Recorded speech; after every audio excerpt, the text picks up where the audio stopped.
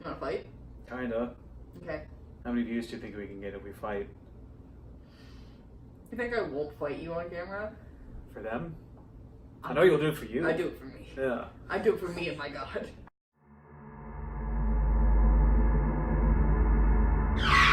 Welcome to Regan's Rants and Raves. My name is Ellie. I'm your hostess with the mostest, and today we'll be breaking down, bitching about 2019's scary stories to tell in the dark. If you have not seen it yet, please stop listening right now and get on that. Did you see that I talked at a very PG-13?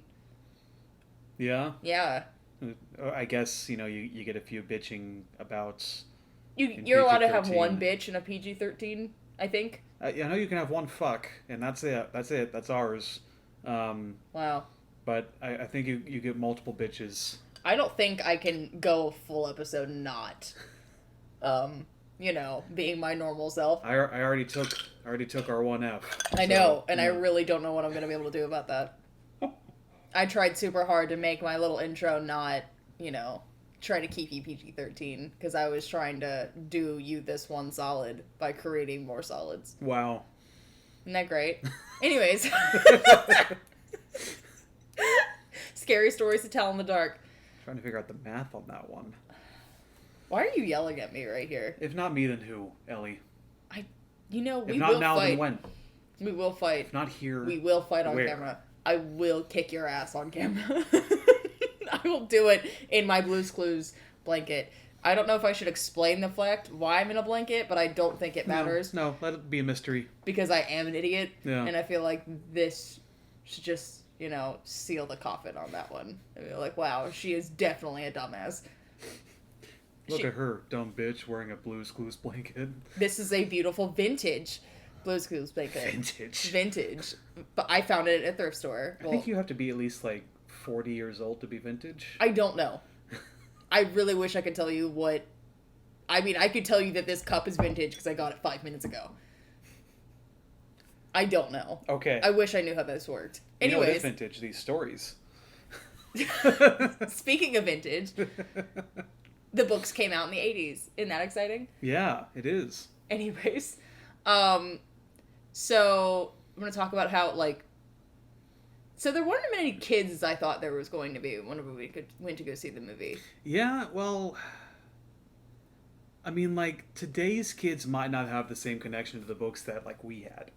But this was a book from the 80s. I also did Yeah. not grow up in the 80s, so I missed that whole... No, we didn't grow up in the 80s. Grew up in the late 90s. Not even late 90s, more like early 2000s. Yeah, the early noughties, yeah. Wow. That's what they're called. Slutty. In Britain. Slutty, I like that. Or noughties. Yeah, no, but it was, it's technically a picture storybook. I mean, technically it is a young adult, I guess it'd be young adult. Or would it be kids' book? I always look at those books as, those books that everybody saved up their money for at the Scholastic Book Fair.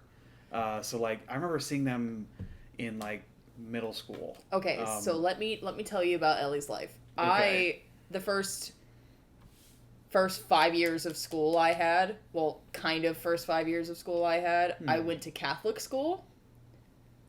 So I did not grow up with, seeing these ones. Yeah. Yeah. In middle school is whenever I got them, brought on to me. So I guess that'd be young adult. See, you and I kind of have a similar background in that respect. When it comes to, Catholic school? Yeah, no, I went to Catholic school until, third grade, I think, when we moved to Virginia Beach. So, yeah. Fucking white people. Taking their kids to Catholic school. Hispanic, but yeah. Either way. In my, yeah. Either way, you should just be ashamed that you went to Catholic school. Anyways, but it wasn't Scholastic Book Fair. We didn't have that. It was in the library, and I was always the girl that was in. 'Cause the way that the middle school's library was, they had everything was all sectioned off, and they had I don't even know what they labeled it as, but it was the weird area. They didn't label it like that, but I don't remember what it was called. We have this section to keep an eye on kids that we worry about. Yeah, and that's what these books were. That's what these books were. Even though they were just, they're short little baby stories, but that's what the books were. Yeah. Yeah. It's just, yeah. Yeah, no, but like technically they are children's books. Is that, like, I would think they were more like, maybe like young adult. Because when I think a kid's book, I don't think these. But like, it's just because of the artwork. That doesn't make it that way. The artwork is so disturbing. Yeah, no, it is. I love the artwork. God, it's fantastic. I've seen artists like tattoo. I've seen a lot of tattoos of this. Yeah? Yeah, and they're pretty legit. I mean, I picked up the books to show on this episode, and I forgot them. So great. Yeah. Love that. But the artwork, it's not really the stories that we remember about those books. It is the artwork. The artwork makes those books. And the red spot with the spider the spiders. Exactly, yeah. The reds, you know what I'm talking. Yeah. The black and white. But they were all yeah. Yeah. You know what I meant. But like that was really the big reason why when this movie was like finally announced after being in like pre-production hell for years. The pale lady drawing is how I feel like when I get out of the shower. I feel like that's what I look like. But anyways. But that was like the big reason why I just wasn't really excited. I was like extremely wary of it when the movie was announced because I didn't think there was any way that they could possibly bring that same sort of disturbing art style to life in cinema. Like the books always felt like they could only work as picture books to me. Were you pleasantly surprised, or were you? I was very pleasantly surprised when, like, first of all, when I heard that Guillermo del Toro was producing it, not directing it, as a lot of like early reports said. Yeah, that's what it. Yeah. Yeah, I was put a little bit more at ease because I know he loves his monsters. Pan's Labyrinth. Yeah. Yeah. I mean. Or anything else he's done. That's immediately what I immediately think of every time I hear him. I think hear Hellboy. His name. Okay, well that too. Or recently, The Shape of Water. Also fantastic creature effects. But I know that he loves his monsters, so that kind of put me a little bit more at ease. But I still thought, those images could really only work on a page. Yeah. And then the first trailer dropped. And I saw the Pale Lady. Yeah. And I thought the Pale Lady looked... She looked horrifying. Incredible. She looked like she was ripped straight off of the pages. Wow. Yeah. Yeah. Oh my god. Yeah. The red spot, I think they took their own liberties with. I mean, the red spot, like, you can't make your actress look like that illustration. Yeah. It just doesn't find an actress and make spiders come out of her face. But... That scene was pretty... It was something. Yeah. That was something to watch. Yeah. I loved that.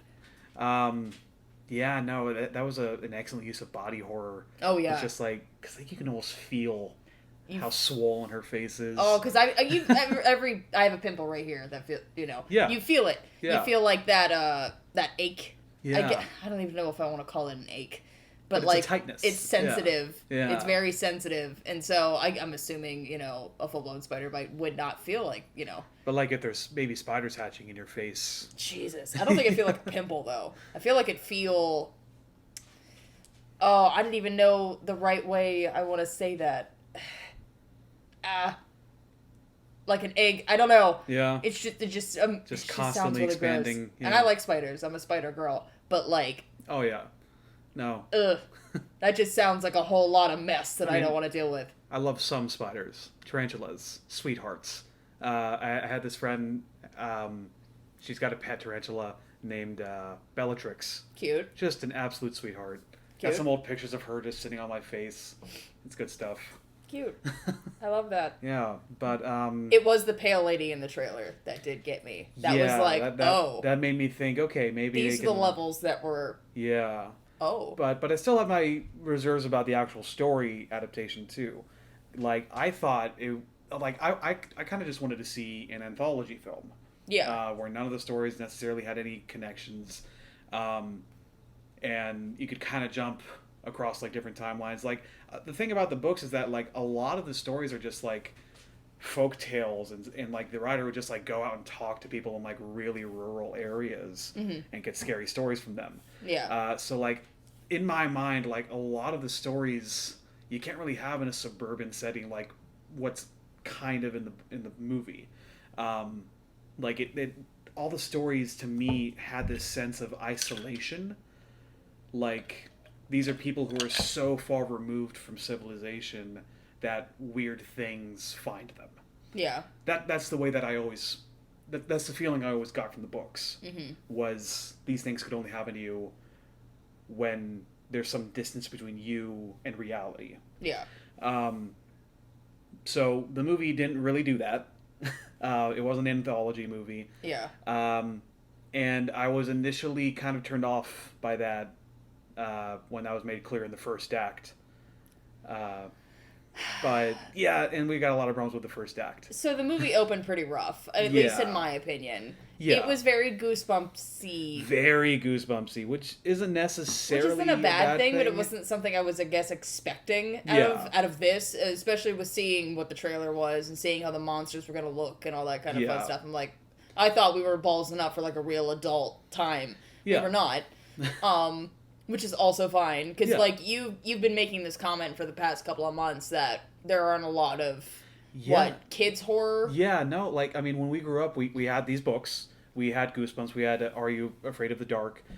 We had a lot of accessible horror for people our age. Yeah, and it's my very strong opinion that today's young people are like starved for accessible horror. Now the new Goosebumps movies, I do not count in that. Yeah, because they are not scary. They're not like... Because you remember... was it a TV show? It was a TV show, My mind is blinking. Yeah, because I remember... The TV show had some fantastic horror. And they were kind of at least unsettling. Yeah. I don't know about outright scary, but at least unsettling. Yeah, I think the movies are definitely watered down. Yeah. I mean, fear is subjective. And I love Jack Black doing anything. Yeah. Ever. Yeah. So, like... so, I wasn't unhappy, but I was just, like, very... very much questioning what the fuck was going... There it is. Yeah. I just dropped it right there. Oh, no. Now we're R. I was very... that threw off my whole thing. I was very taken aback by what the whole Goosebumps thing that was going on. Yeah. With this, though, I was not... See, I was... Because I did not like the first act, really. Me neither. Yeah, like the way that it opened, it was very cringy with some of the writing choices. I don't know if that was to, like, throw us off. Yeah. Because it did very much throw me off. Yeah. Because whenever shit started to get really real, I was like, oh, okay. Yeah, kind of. I don't know if that was on purpose. Like, you and I think we both had our eyes rolling throughout the entire first act. Just like... we were making, like, snide comments to each other. Jesus Christ. But then you get to, like, the first scary story... once they get out of the house. Oh, the Herald. Oh my god. And Harold was great. Watching the hay come out of come out of his mouth and like his oh my god. Yeah, no. It was very fantastically done. Like I actually jumped. Yeah. And it takes a lot. That. Yeah, I wasn't expecting that kind of. I just thought it would be a because I think I remember this one part where they kind of like pan away from him and they kind of focus on Harold. I thought, okay, so we're just kind of be like, okay, he died. Yeah. And then move on. No, we did not move on. No, that did not happen. Yeah, no, like you kind of think he's just going to die in front of his mom, with pitchfork holes in him, but no. Nope. No, that did not happen. No. How did they not even... Okay, so whenever they go up to him, this is the weird question, the weird thing that I had in my brain. How do they not be like, that totally is Tommy. He's in his fucking jacket. Should we panic? We should panic. I mean, right? Right. It doesn't look like him, though. Like, it's just the jacket on there. But still, he went missing and his jacket's strapped to this, like... And it's very disheveled looking, the jacket is now. Yeah. So you would think some shit had to fucking go down. It doesn't look like Harold anymore. So you'd think his parents would be like, yo, dog. Yeah. What is this? Because it doesn't look like, like Harold anymore. No. Well, I mean, like, the face still looked a lot like Harold. Like, it looked like Tommy had just become Harold. But not enough to not question it. Yeah. Just be like, it's fine. He got drunk and ran away. Yeah, it's fine. It happens. Or the Mexican kid rolling through town But, probably like, had something to do with it. I'm like, there might be blood on this hay. You'd think that there's like some like DNA that you'd think. No. But it's also 1968. Yeah. So maybe I don't know, dark times. DNA I don't know. forensics weren't really a thing then. I don't know. Yeah. I have no idea. It could be. But you'd think you'd be able to like see. I don't know. Yeah. But I just don't. That part really weirded me out. Yeah. You're like, you're not even gonna look into this. The cops aren't gonna walk 100 feet this way. Yeah, like nobody's gonna be like, oh, there's his jacket. We should panic. You're not gonna tip off the cops. But these two Scooby Doo kids fucking found it. Like, look, gang, it's a clue. But like those stupid ass police, not knowing, not exploring. Like, what was it, like 100 feet the other way? Yeah, but like speaking of which, it does take place in 1968. It does. Like there's a very clear setting. It's kind of rural, kind of suburban at times. Like Tommy lives on a farm. Yeah. That way you can have Harold. But there's a very clear backdrop that the movie brings its attention to, like throughout the runtime of Nixon about to become president and the Vietnam War. Yeah, because his name's escaping my brain, but let's call him boy toy of the. Are you talking about Ramon? Yes. Yeah. There we go. Jesus Christ, I could not remember his name. The draft thing I thought was really cool. It was a really nice little touch to kind of like keep it in the keep it in the decade that it's supposed to be in. Yeah, but keep it in the year that it's supposed to be in. Why do you think they decided to go with that setting? I looked. So this had popped into my head the other day. Yeah. Because I've been watching a bunch of other people's reviews and doing my own research, and somebody was just like, so that way Google didn't exist, so that way it makes it a little bit harder, so that way there's more story to push. Somebody said that, and I'm like, oh. Okay. Okay. And then that kind of stuck with me. Yeah. I don't know. I have no idea why they stuck with that. Yeah. Well, personally, and I could be totally wrong with this. Maybe I need Google to watch thing. it. No, I don't even understand that. Somebody said it. I thought it was funny.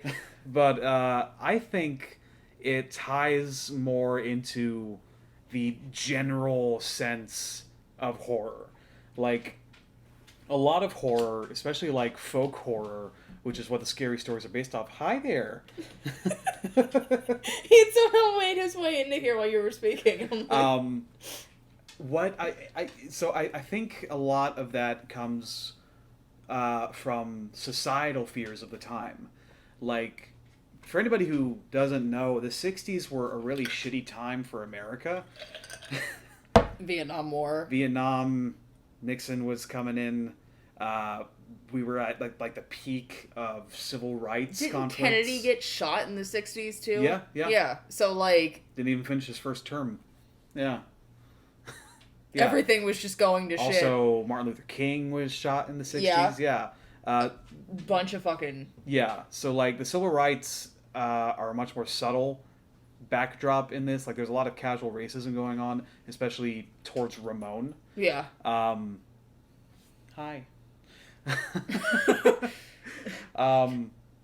So I think the reason why they chose the late 60s as their setting is to sort of tie these folk stories to the societal fears of that time. Do you know what era like some of the stories are in, or like at least the books are in? See, I always imagined like the books are anthologies, so like the stories could take place in any decade before the 80s. Yeah. Before the 80s. Yeah. So I kind of always imagined, just because of the rural settings that I always got from it, the distant farmlands and whatever. Yeah. Like I always imagined like Dust Bowl America, like 30s and 40s. Okay. Yeah. I like place in Oklahoma. I do. I definitely liked the 1960s vibe that they were giving me. I guess by just the coloring alone, by the lighting that they were choosing. Yeah. I love films that are like that. Yeah. Anyways, so. And I think, again with the civil rights backdrop, the movie that Ramon is watching at the drive-in, Night of the Living Dead, it was all about civil rights. Yeah. Or at least, that was a huge point about it. George R. Romero decided to make a movie that had a black lead commanding a bunch of white people to try and survive this zombie apocalypse. Yeah. And winds up getting, shot dead by the police at the end of the movie anyway. Yeah. Yeah. That's a huge thing to throw at, audiences in the 60s. Yeah. And to have that sort of at the beginning of your movie set in the 60s, I think they're definitely trying to, at least have some sort of running undercurrent for the movie. So I think that's why they put it at the time that they did for their setting. It's a lot smarter than the Google the Google thing, which still makes me laugh. With my wine glass of Fanta Orange. I hate you. Smart guy. I really don't like you right now. I can live with that.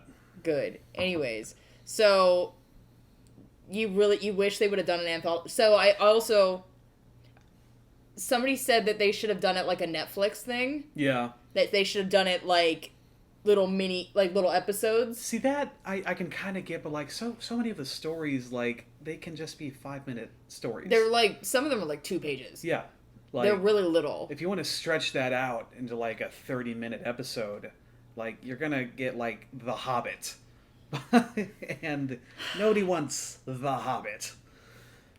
So I don't know. When you're right, nobody does want The Hobbit. Yeah. So I kind of disagree with that. Like what I wanted from the movie initially was an anthology movie. Just 90 minutes, a few stories that don't necessarily connect. Yeah. And what we got wasn't that. Mm-hmm. They took one of the stories from the books and used that as the connective tissue between a bunch of the others, and in a really creative way, I will admit. Yeah. But it took a while for... A haunted house, right? Yeah. Was the story that the whole thing was kind of like into. A haunted house was the framing device. Yeah. Which I thought was... It works. Really, really fucking cool. Yeah. And how they went about doing that worked. It did take a while for me to warm up to it. Yeah. Like, I'm just kind of sitting in my seat like, oh, I want an anthology movie. I want it in the 30s and 40s. See, I liked the story that they picked. Actually, I was really getting into the story that they picked. It did really grow on me. So I will admit that. Yeah. Yeah. I like a good Victorian era ghost too. Yeah. So I don't actually know I don't remember if she was Victorian era, but that's what the vibes I was getting, so that's what I chose. Yeah. But I really did like the Sarah Bellows thing. Yeah. I liked the whole, she's the one who writes all these stories into this book. Yeah. I thought it was a very interesting way they could have done it to make it into a movie. Yeah. And because as soon as like you said, none of these are connected. Right. This isn't like American Horror Story up in this bitch. Yeah. They're not. Which. Its own problems. Shut up. That's a different episode. Talking about American Horror Story. I did like the way that they tied everything in together in their own way. Yeah. I really enjoyed it grew that. On me. Like, yeah. Once I got out of the whole Goosebumps. Yeah. Thing. Once we started moving into the second act, it was. Our Stranger Things group of kids fighting crime together. Look, it's our dog. Kids on bikes. Our Scooby Gang, if you will. It's probably closer to the Scooby Gang. It is. Yeah. It's not like it, because they're way too badass as fucking kids. Yeah. It's not like Stranger Things either, because those kids are also badass. Yeah. This is like Zoinks Gang. It's the Pee Wee Herman show like of Scoob. like the. Yeah. But bike. Fuck, I hate you. What was your favorite one out of the movie? I'm gonna go with the missing toe. That took me. Yeah. Okay, so the bed thing, whenever he whips around and she's like right there, it just kind of shows you no matter what the fuck you do, you're not going to be safe. You're not getting away from these things. That movie, that segment of the movie, that scene had such masterfully crafted tension. Oh, I wanted to vomit. Yeah. Like, I felt it.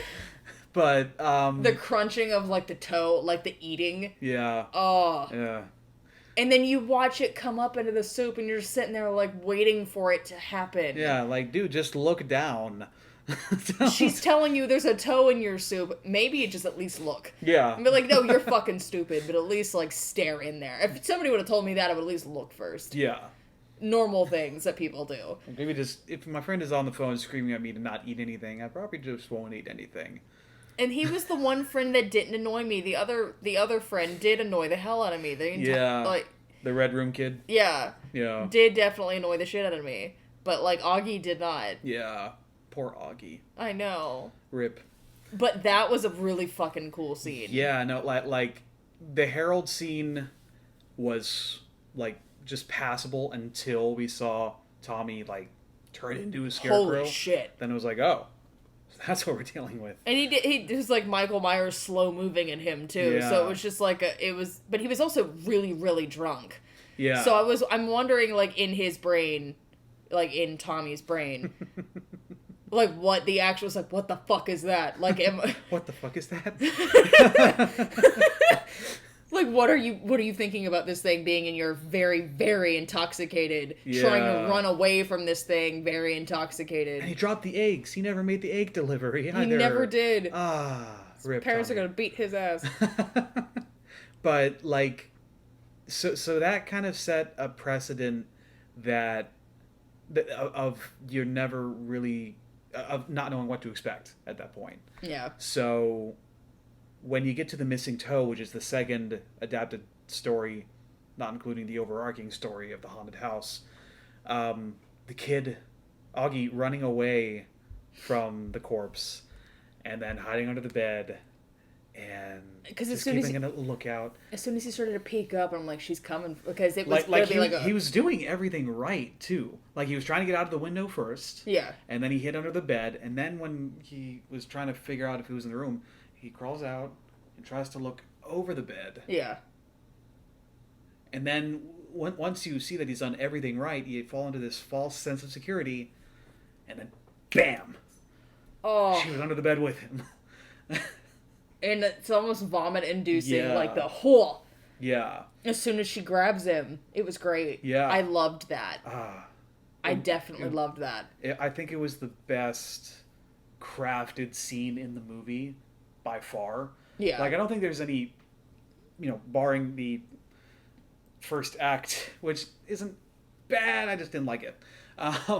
But there's not any bad scenes in the movie, but I just think that really stands above the rest in terms of, like, just how it was written, how it was paced, how it was edited. Yeah. Yeah.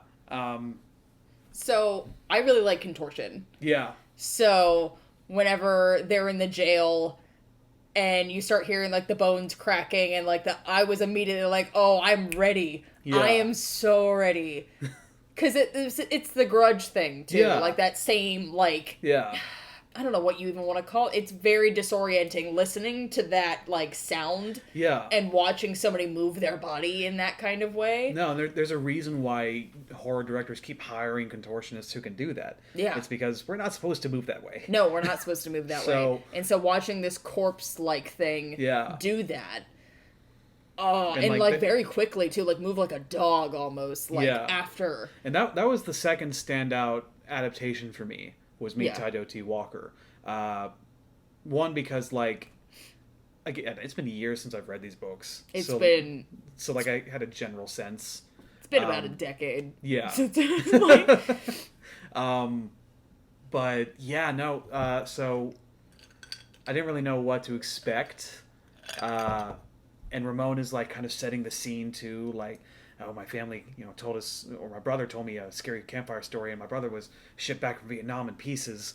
And so there's all these little, eggs being, or seeds being planted for what the hell could be coming. Yeah. And then the head rolls down the chimney, screams out, "Meet Tidoti Walker" at the cop, and the cop's like, what the fuck? I did read a thing that apparently the dog, so in that story, the dog is actually speaking back.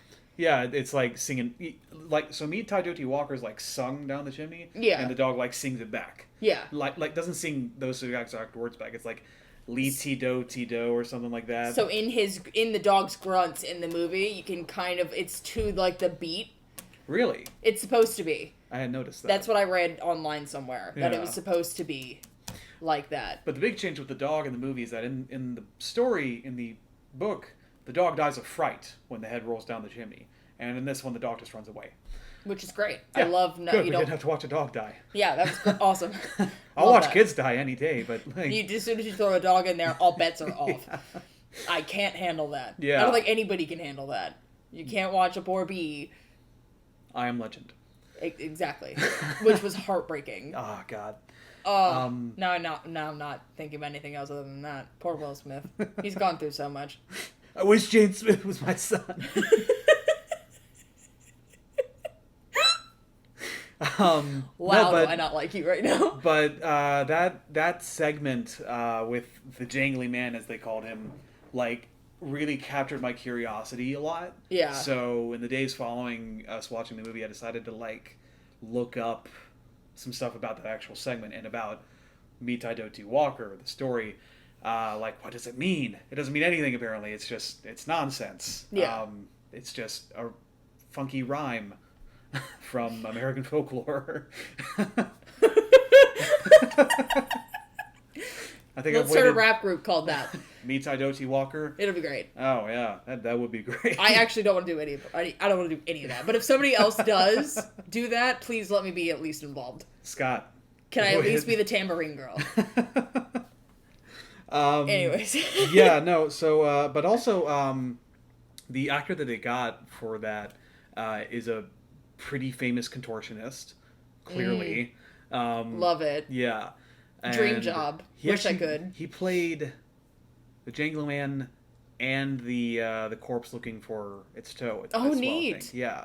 Is it that same video that there's this video that's going around on Facebook? I don't know if anybody else has seen it. Yeah, it's like a 10-minute behind-the-scenes featurette. And I was watching how they did the Pale Lady. Yeah. And like when they took her head off, and it's just some just dude. This dude, yeah. It's just like, oh, I'm really glad that they didn't use. Did they use any CGI? For the Jangly Man, or any of them? I didn't think. Yeah, no. We were just watching a video. Guillermo del Toro kind of set a rule for the production: 90% practical, 10% CGI. So most of the... Because I know some, especially with the jangling, how fast that guy was moving. You're gonna have to... Yeah, no, you're not moving a contortionist that fast. No. No, but he was moving so quickly that you almost couldn't...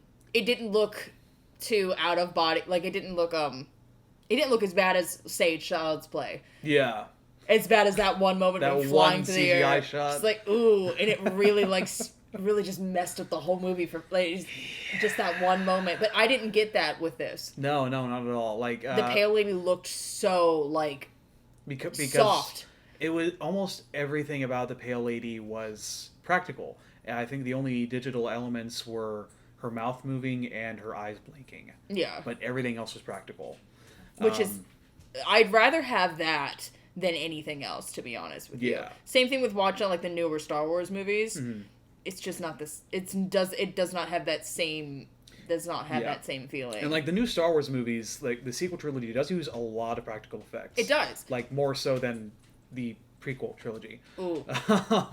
Jar Jar Binks as a whole. We just went through and rewatched the prequel series. Yeah. We just went through and rewatched them. We can make a whole episode about the horror of the prequel trilogy. Jar Jar looks, not even sounds. Just turn off the sound and just watch him move. It is awful to watch. So actually there were some really neat effects with Jar Jar, but that's a different episode. This is a different episode. Yeah. But I was just comparing bad CGI that I've seen and the fact that I didn't see any in this movie. Yeah, no, So that's why I really questioned it, and I'm like, how much is actually in there? Yeah, no, a lot of most of the effects were practical, and I think that's how fantastic. I think that's how it should be done. Digital effects should be used for things that cannot be physically accomplished. I feel like it's scarier. Yeah. It's scarier not with all that CGI bullshit. Exactly, yeah. The realer it looks, the scarier it's going to be. Yeah. Yeah. And the more real it is on set, the better reactions you get from your actors. Mm-hmm. And the better reactions you get from your actors, the better reactions you get from your audience. Yeah. Yeah. It was the same thing. I've also been watching all the It things. Yeah. And it's Bill Skarsgård, right? Yeah, it's definitely one of them. It's one of the Skarsgårds. I always get all their names mixed up. Every single... it's awful. Michael? Anyways, so I was listening to an interview with him talking about working with kids. Yeah. And so they said that with it, they try to keep him as far away from the kids as possible. And it was the same. We also talked about Tim Curry, and it was the same situation of, Yeah. you gotta let me know, okay? Tim, I'm scared. It's so cute. Next Also, week. different episode, but Yeah. yeah, the realer it looks, the better reactions you're gonna get, especially with child actors. Now, were these actually children? I don't know, because they're not. Yeah. They have to at least be late teens. Yeah. Because they don't look like young kids. They don't look like, okay, like the It kids. Right, yeah, like the It Kids are definitely like age cast. I don't know about these guys. Maybe they took a note from It and said, hey, let's just cast, actors who were actually this age. Maybe I'd have to. Yeah, I didn't do that research. I didn't do the research on that age, which I probably should have. But the actors were good. They were good. Like I don't think they were like It cast level. But they weren't Those bad little at kids all. are gonna be Oscar winners one day. Like, I hope so. I think the only actor in this cast that I wasn't really a fan of was Tommy, Okay. the bully. Like, yeah, I don't know. He was hit or yeah. Yeah. He was hit or miss for me. I guess they never miss, huh? Great. Yeah, he was just a really bad. like, I don't want to say bad actor because I don't think he's a bad actor, but it's just he wasn't. I wasn't believing it. yeah, really. there were like a lot of things. And also, the kids one up to you by throwing a bag of shit at you. After that, what can you do? Like what? What really can you do? Attempted murder, obviously. As soon as poop gets involved, it is a whole different ballgame that you're in right now. Flaming poop. Flaming, especially, and then your sister's like in the passenger seat. I thought it was gonna hit her instead. I really did. Yeah. As soon as she chucked it, and I'm like, that's what I thought no. was like she's gonna get some shit on her cheek, and that's gonna get infected with like a spider that was in the she's gonna shit get for some poop. reason. She's gonna get no. That's disgusting. But also, I would have loved it. Yeah. But yeah, I liked the main girl.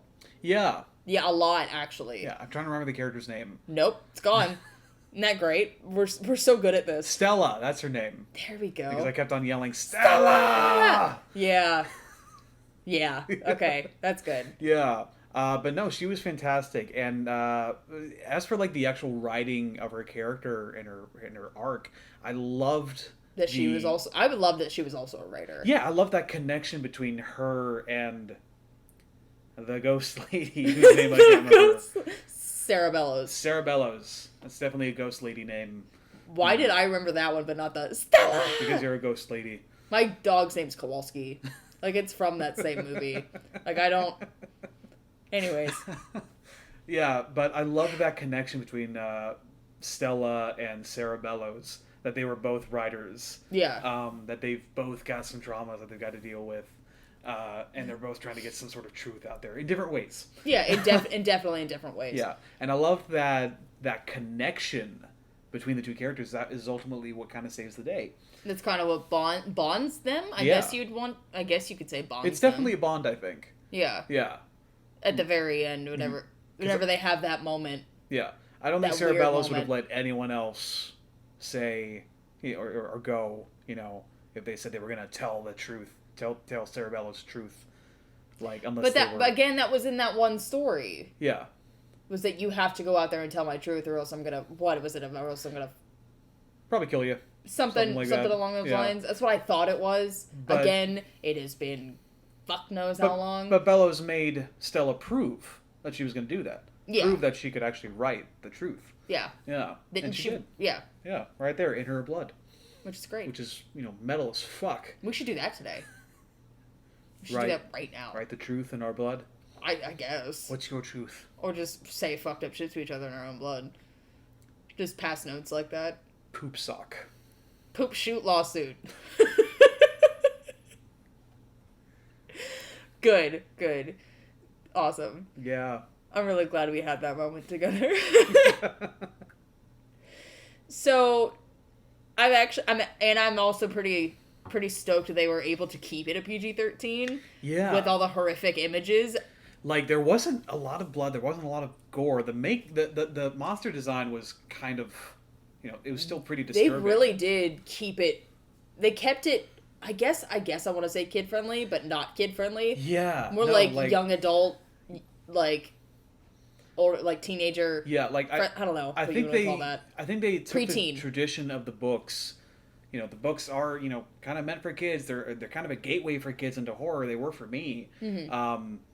And they kind of decided to carry that same spirit into the screen.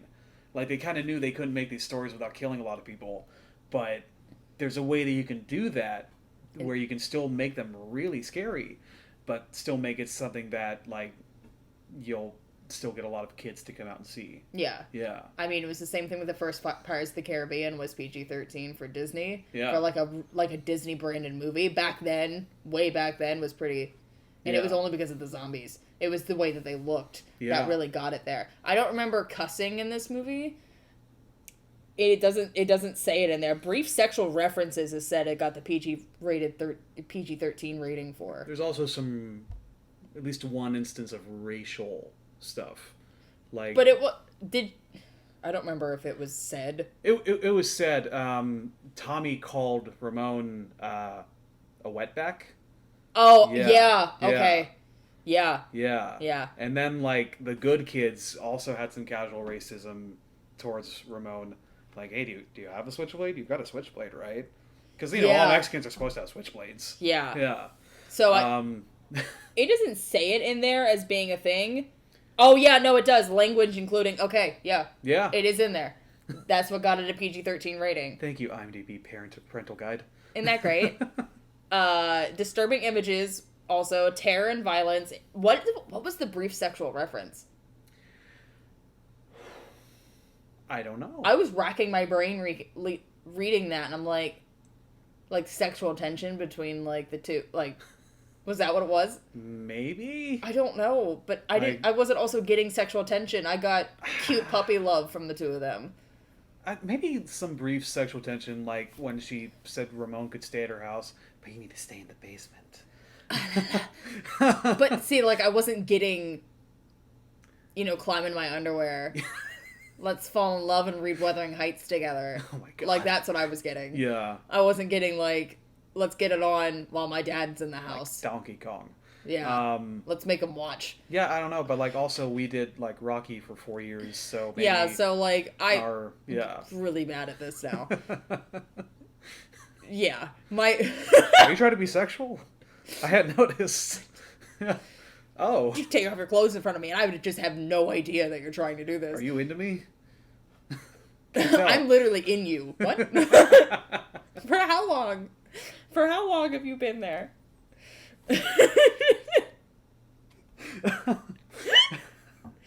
But that was the sexual references thing was what got me. Yeah, I'm with not that sure what one. that is. I have no idea. So they had a budget of $25 million. It's a solid budget. Yeah. Yeah. It's just More fucking. than I've ever seen in one room. It's crazy to me. I know. Yeah. Right? Yeah. And they. Their opening weekend was. It made way under that. But it's just the opening weekend. I know. Yeah. So what were the numbers for the opening weekend? So $20 million. Is that domestic or international? Wide release. That's just what it says. It's wide release. So I have no idea. Gross USA was $23 million. Okay. So like these are not exact numbers, by the way. I'm just summarizing. It's gonna make its money. I hope so. And like good thing. Like again, overall, I'm pleased with the movie. Surprisingly pleased with the movie. So it leaves it open for a sequel. It does. Yeah. It very much does. But the possibility that excites me more is a prequel. To see all the Cerebell's bullshit? Yeah. To see how it started? Yeah, because there were stories, before the stories, start writing themselves again in this movie. Like we saw the Wendigo. Like the Wendigo takes Cerebello's father. And why not see that in a movie? Yeah. Yeah. Like those are a handful of stories that I would love to see in a movie. Do you have any stories that you're excited to see if they're gonna do a sequel? Off the top of my head, I can't think of anything. The Pale Lady was the one I was excited to see, like, on screen. Because they did her well. She so well. Looked fantastic. Yeah. I liked they did her in, like, a full suit, like Big Hero 6 suit. Yeah. It's what I thought of immediately, too. And I don't know why my brain went there. Slowly approaching the kid. How would you rate your pain? I don't know why that's what I thought of. Like, the first thing is when I saw her, and I'm like... It was Baymax. The most cuddly, non-threatening thing. Why? That could be like, huge why and did white. my brain go there? What's wrong with me? Anyways, so as per Rotten Tomatoes, in the box office, it's right underneath Fast and Furious. And right above The Lion King. But, like, right underneath Fast and Furious. Like, that could be number 2 and number 1, but number 1 is, like, 100 million more. So that one made 25 million, this one made 20 million. Okay, alright, so, like literally right under. Yeah. Okay. The Lion King is also right under, and that's 20.1 million. That came out, like... Against that 20.9. A few weeks ago now? Yeah. Yeah. Dora and the... Jesus fucking Christ. I want to see it. I kind of want to, too. I'm unironically hyped for the Dora movie. Yeah. But that's pretty dope, especially for horror movies. Horror movies don't really get that much love when it comes to shit like this. And that's from what I've noticed. Yeah, like, it is hard for horror movies to, like, really make it big at the box office, which is why, like, it was huge news when it made $700 million. I mean... yeah. I think it's the highest grossing R-rated movie of all time. It's fantastic. Yeah. And it's well-deserved, too. But, like, that's exactly why, like, so many horror studios, like, have found a successful business model on, here's $5 million, make us $15 million. Like, we'll just be happy with that. Exactly. Like, I think A24 does that. Or A24 probably just, like, buys up independent films. But what's the other one? Blumhouse?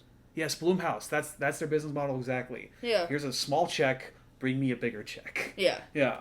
And it works. Blumhouse has their own so it's in Universal. It is gone. Horror Nights. Hollywood Horror Nights. They have their own haunted house there. Yeah. Like, Blumhouse just has their own. So, and then they picked, I think don't quote me on this, but I think last year was Happy Death Day and one other, I think it was The Purge. Yeah. Because those are both their movies. Yeah. And I don't know what this year's going to be. You'd have to look it up, but it's pretty dope. Yeah.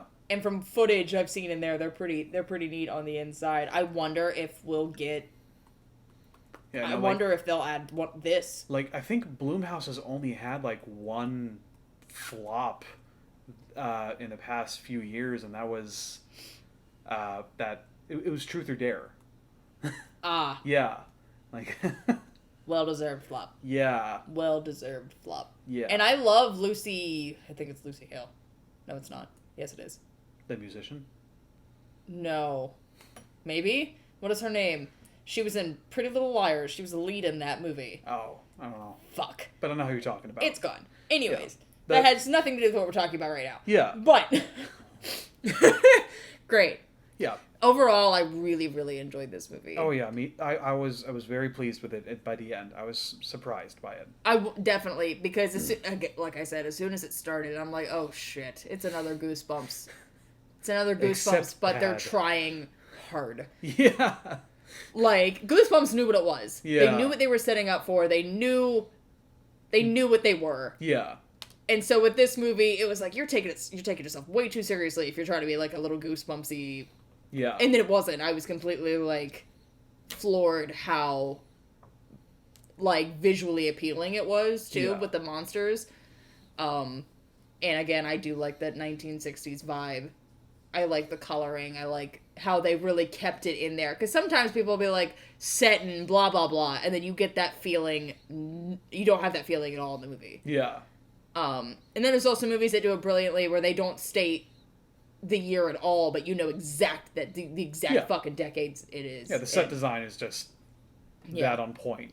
I very much thought this was brilliant. So, Screaming Pete rating?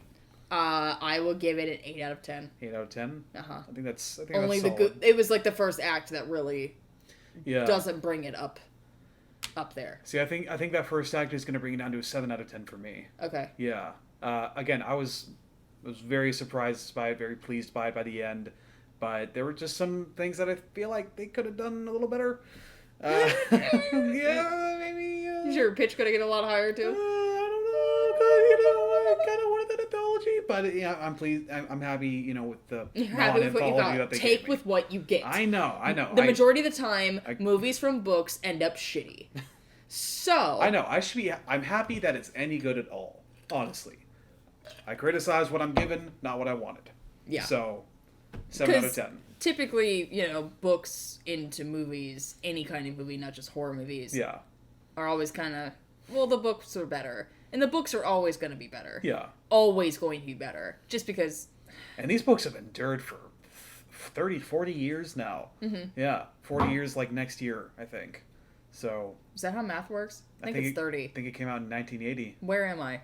Where are you? I don't know. Nearly 40 years. Between 30 and 40 years. Jesus. Anyways, I don't know. That's a lot of math that I just cannot handle right now. But Yeah. I'll yell at you about it later once I get the actual number. Thank you. I appreciate it. Okay. Well, overall, very pleased with this movie. I definitely recommend going to go see this movie. Mm-hmm. Even if you haven't read any of the books, that's fine. It's also a really cool time either way. Yeah. I think anybody would have a really good time with this movie. Yeah. Alrighty. Well, thank you very much.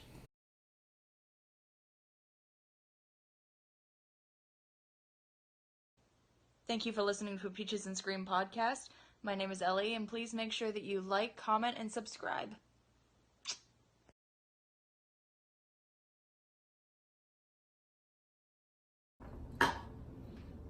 Wow.